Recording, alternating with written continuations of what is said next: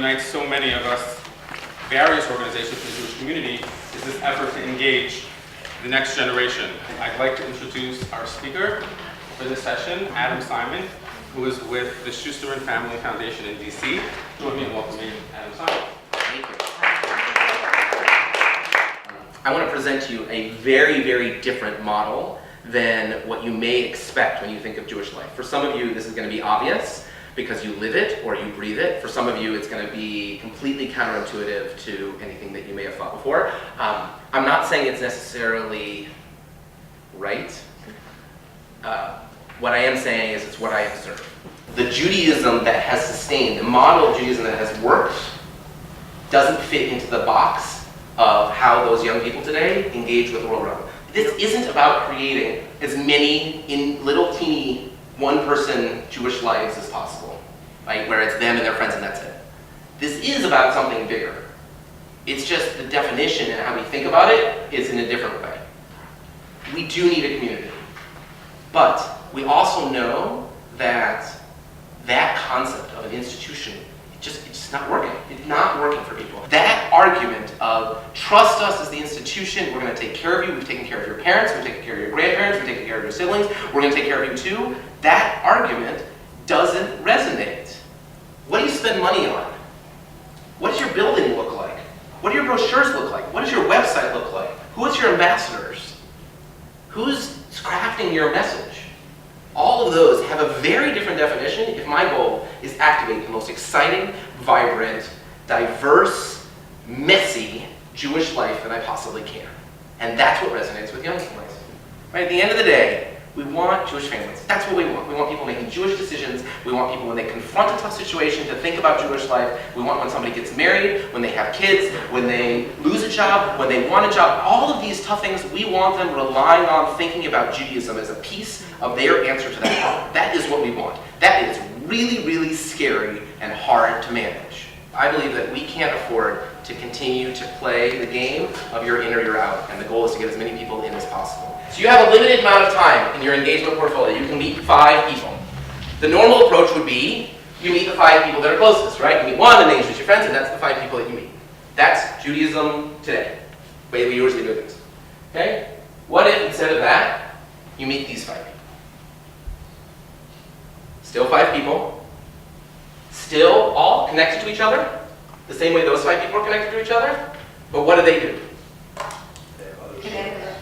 They're connected to others.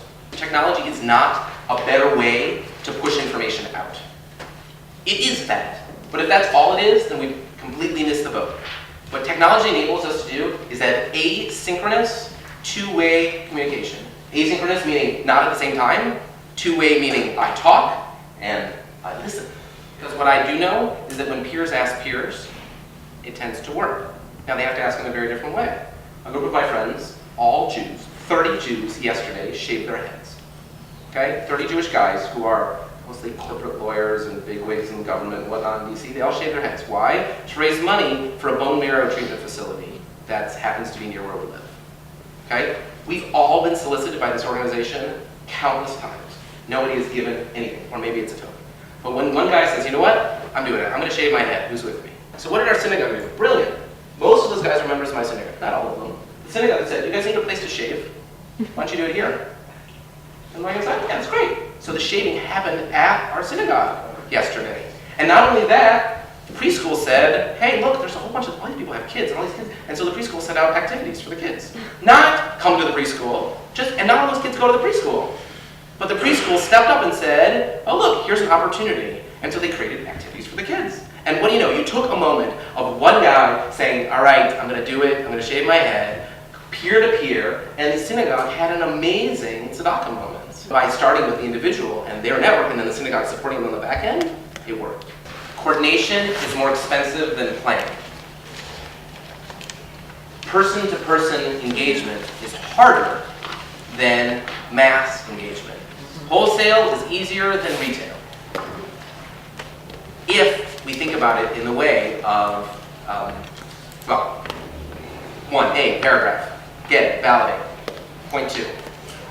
If we don't figure out how to do retail, if we don't figure out how to do this in the Jewish world, I think we're lost.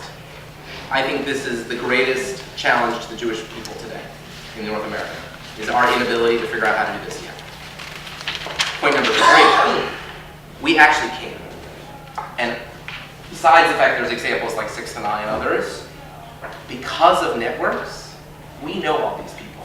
And if we use our networks effectively, remember that those 5 red dots versus the 5 green dots? Same amount of allocation of resources on the part of the Jewish institution for each of those 5 people, with completely different results in terms of number of tushis that we get at the end of the day. So I'm excited to keep on this conversation with you, and I really appreciate your attention and engagement with me.